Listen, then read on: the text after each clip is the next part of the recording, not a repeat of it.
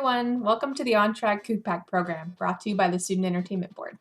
My name is Evelyn Martinez and I am the Assistant Director in the Office of Student Engagement and Leadership. Sylvia van Breda Vriesman and I are here to provide you with some advice on how to have the most productive semester by using a planner, a calendar, and a journal. First, I want to talk to you about your time, since you are here to try and get on track. Having effective time management will have a huge impact on your success and your productivity this semester. But time is a finite resource, so you want to ensure that you're using your time wisely. First, start by identifying your priorities. Keep them simple and as clear as possible. Here are some questions that can help you think about your priorities. First, what are your values? And what are your goals? What are your responsibilities? Your values are things that are truly important to you. They should guide your overall direction in life and provide a foundational context for your goals and priorities. Goals are results that you want to achieve and should align with your values. Responsibilities also influence your priorities. As students, you have the responsibility to attend class, complete assignments, and learn the material. If you have a job, you have the responsibility of going to work, working well with others, and being productive. And if you have a family, your responsibility to your family will have a tremendous effect on your priorities. So, how can you tell if you're not managing your time effectively? Here are a few more questions to consider. Do you ever feel like you could have done better on a project if you would have had more time? I know I have. Have you ever missed a deadline? Do you sometimes ask for extra time to get your work done? Do you have to pull all-nighters or rush in the last minute to finish your work? If you answered yes to any of those questions, you likely could improve your time management skills, and using a planner can help with that. There are so many benefits to using a planner. They provide excellent stress relief if you ever feel overwhelmed by your schedule. It can help you with time management and improve your productivity. Planners can help you stay healthy in a wide range of ways by helping you track things like diet and exercise, scheduling regular doctor or dentist appointments, and intentionally scheduling time for self-care. It can also give you a sense of accomplishment when you do complete your tasks. And it gives you more time for creative activities such as trying a hobby or trying something new. So let's jump in and learn about some best practices when using a planner and a calendar whiteboard. So you might be wondering, why do I need a planner and a whiteboard calendar? I want you to think of the whiteboard calendar as your big picture view of the month that we're in, and the planner is a more detailed view of how you'll actually use your time. So starting with the planner, I first want to recognize that everyone uses a planner differently, but I'm going to be talking about some basic things to consider when you're starting a new planner. The first thing you should consider adding to your planner are your hard commitments and responsibilities.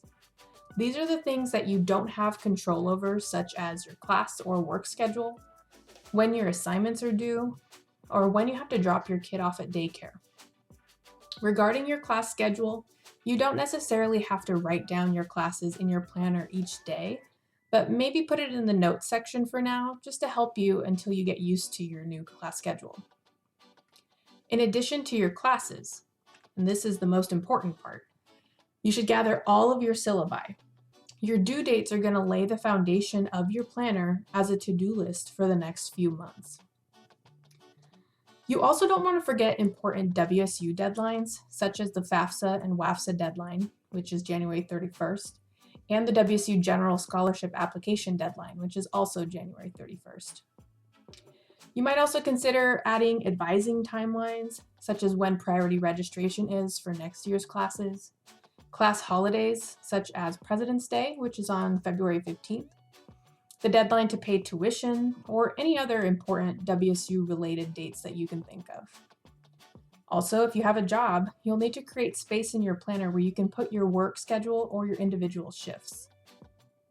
Finally, some of you have families, so you also want to include important information such as when you need to drop off or pick up your children, or maybe when your partner is working. Next, you can consider softer commitments or priorities. Those are things such as extra or co-curricular activities, which might include student organization involvement or meetings, or maybe you're in a church group. time for studying and time to connect with your friends and family, or self-care. The last thing I want you to think about is the amount of time that you take for things that you may not put on your planner, such as when you eat, when you sleep, exercise, when you shower and get ready for the day, your commute time to and from school or work, or any other time it takes to drive around to complete your other errands. So some additional tips for starting a new planner is to get some good, colorful pens or markers. Color coding your tasks helps you stay organized. Use the monthly view for things that don't change or for a big picture view, such as birthdays, holidays, special events, when your bills are due, or any recurring meetings that you have. Then you can use the daily planning section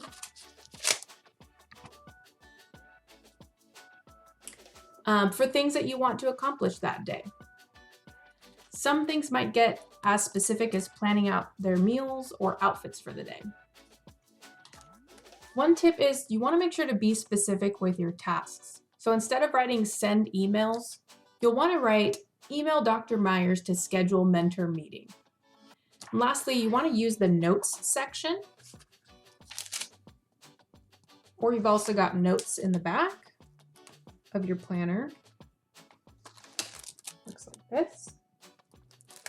You want to use the notes section to write down general goals for the week or the month.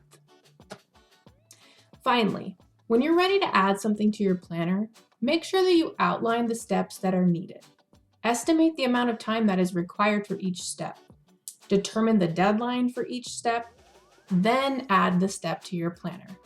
And you want to stay focused on your plan to ensure that you meet your deadline. So I want to move on to the whiteboard monthly calendar.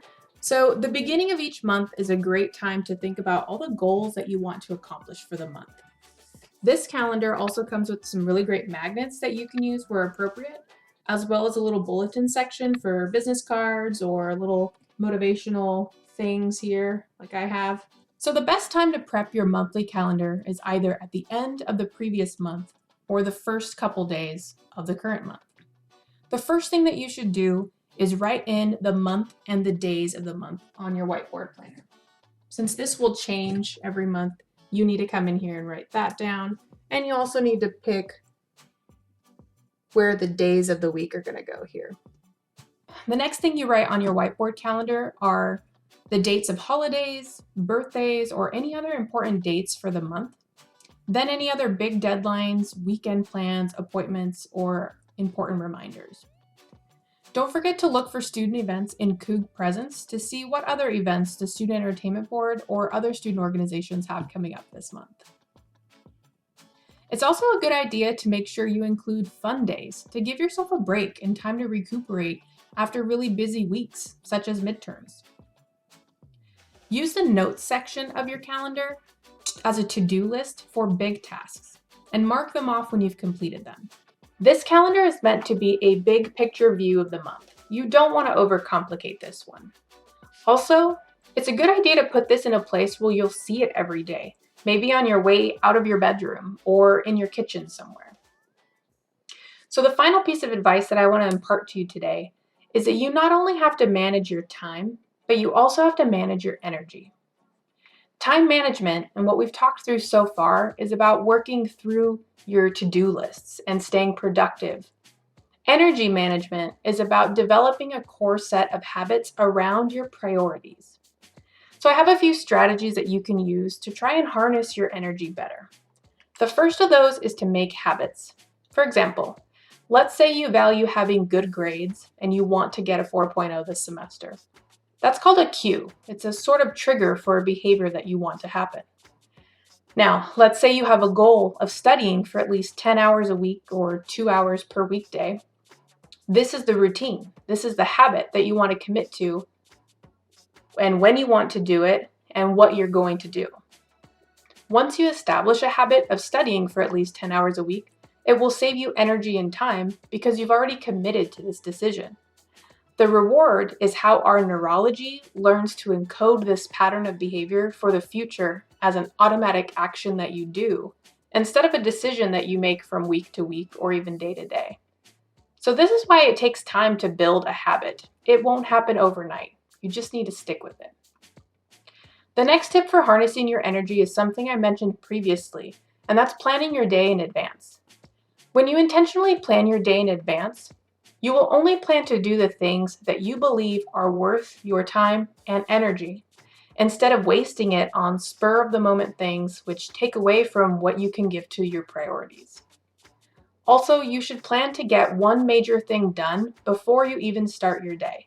This will increase your productivity level and give you a sense of accomplishment first thing in the morning. So imagine knocking out a quick essay or a lab report before you leave your room in the morning. That has to feel better than missing your alarm and waking up late and just deciding you're not going to go to class because you failed at your first simple task of the day, which was waking up. My last tip is a personal favorite, and that is make fewer decisions. Decisions eat up a lot of time and energy because our brain has to focus on making a new choice.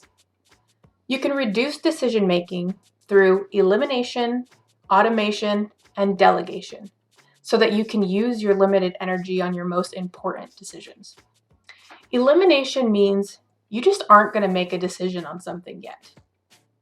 You just say, "Not today, Satan. I am not picking that today. I'm not working on that today. I will figure that out next week." Automation means that you're going to set up a system that helps you make a decision. For example, if you know you want to get 7 hours of sleep every night, when you set your alarm for the morning, set it for 7.5 or 8 hours from when you go to bed, so that hopefully you will get that great 7 hours of restful sleep that night. And finally, delegation. Delegation means that you're going to let your friend or your roomie or your mom decide what you're having for dinner, right? There are a few things you can accept letting other people make the decision for you.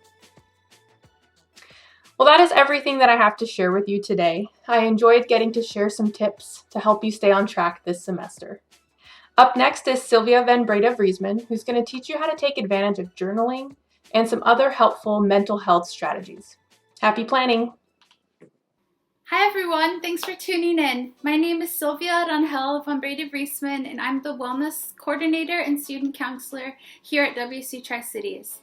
I'd like to thank SEB for inviting me to talk, and today I'm really here to help highlight some of the benefits of journaling, how it's helpful to our health, as well as offer you guys some journaling tips. So I'd like to start off by acknowledging that some of us have maybe kept a journal in the past or maybe a diary, and that we've probably all engaged in some sort of personal writing at this point in our lives. So, those keeping a diary, I think it's a great way to archive our lives and reflect back in years to come to kind of like help us understand what we were doing at this time in our lives. For others, maybe wanting to take a different approach, I would suggest journaling. SEB has provided this awesome journal for you guys that, I think that journaling has its benefits. It can really include anything you want it to. You can jot down goals, future plans, to-do lists. It's a great way to vent. It's a great way to take random notes in it. But most importantly, journaling offers a multitude of ways to write expressively. So wherever you guys are at on the diary keeping journal spectrum, what studies find to be true is that writing seems to help the brain regulate emotion unintentionally, which means that we don't really even have to try, we just write and it helps our brain, which is awesome. So I'd like to highlight 5 wellness benefits for you guys that journaling provides. The first one is that it helps reduce stress. An overabundance of stress can be damaging to our physical, mental, and emotional health, which is why journaling is so incredible because it's a great stress management tool. It's also good. It's a good for you habit that lessens the impact of physical stressors in our lives.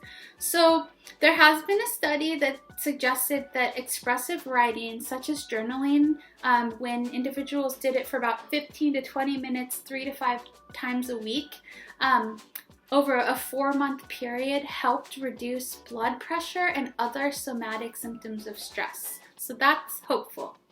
Plus, writing about stressful experiences can help us manage our reactions in a healthy way. So journaling about our anxieties helps soothes our nerves and helps us brainstorm for solutions to our problems. So I have a question for everyone watching.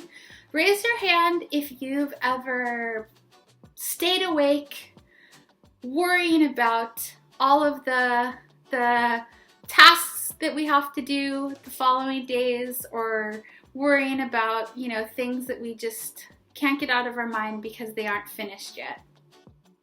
Okay, so for that, I would suggest establish a journaling pre-bedtime habit to help you unwind and de-stress. So bedtime worrying about incomplete future tasks contributes significantly to people's difficulty in falling asleep. So developing a very specific to-do list, I would say 5, maybe 10 minutes max before bedtime while you're still seated up, not when you're lying in bed. The more specific the list is, the more it'll help kind of alleviate that residual stress we have in our mind kind of holding on to it, because now it's on paper, now we can kind of let it go. So keeping a to-do list is a great way to kind of tie up all those loose ends that could potentially keep us awake at night.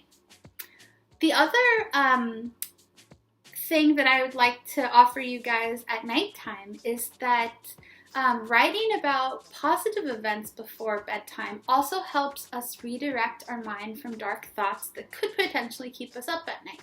So journaling about the brighter side of life tends to help with that. Number 2, journaling improves immune function. So believe it or not, expressive writing can strengthen our immune systems and decrease our risk of illness. Those who journal boast improved immune system functioning as it strengthens our immune cells. Number 3, it keeps our memory sharp. So journaling keeps our brain in tip-top shape. Not only does it boost our memory and comprehension, but it also increases our working memory capacity, which may reflect in improved cognitive processing.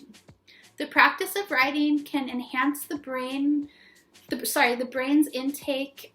It can enhance processing, retaining, and retrieving information, which can be helpful specifically for students, as we hope to increase our understanding of complex material. We hope to increase unfamiliar concepts, and more importantly, subject-specific vocabulary that can help us with our academic success. Number 4, it boosts our mood. A unique social and behavioral outcome of journaling is this: it can improve our mood and give a greater sense of overall emotional well-being and happiness, which is very important in having a holistic, balanced life. Number 5 also alludes to number 4 too, because it strengthens our emotional functioning. So related to mood is how journaling benefits emotional health. As journaling habits are developed, benefits become long-term, meaning that journalists become more in tune with their health by connecting with inner needs and desires. Journaling evokes mindfulness and helps writers remain present while keeping perspective.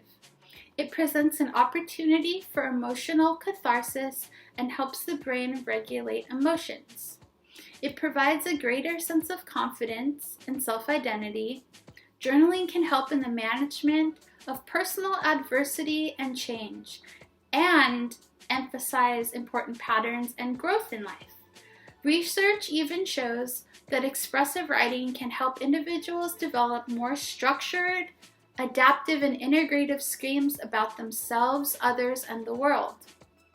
What's more important, journaling unlocks and engages the right brain creativity, which gives you access to your full brain power. Journaling truly provides and fosters growth. How cool is that, right? So now that we've talked a little bit about the benefits of journaling, I'd like to kind of shift towards the actual process of journaling. So if if there are people that are unfamiliar kind of with journaling or what you'd need, preparation is minimal, I would say. What I would say is obviously get your journal, and also maybe get some cool pens. So I like colorful pens. This one is like a quad pen, and depending on how I'm feeling, kind of mood oriented, I pick the color. I'd also encourage some nice relaxing music if you find that soothing. Also a nice comfy quiet environment. So around your house that might not be possible, but you know, maybe people go outside if they want to kind of daytime journal, etc. The next question that comes up is, when should I journal, right? Some people ask when the best time is to journal. There's a myriad of ways to journal. The only way that is right is whatever works best for you. So I would say kind of, you know, choose different times of the day and kind of, you know, get some biofeedback, see what feels good to you guys. Writing in the morning lets you plan out your day, reflect on how you'll deal with any anticipated challenges, or even jot down whatever you're grateful for.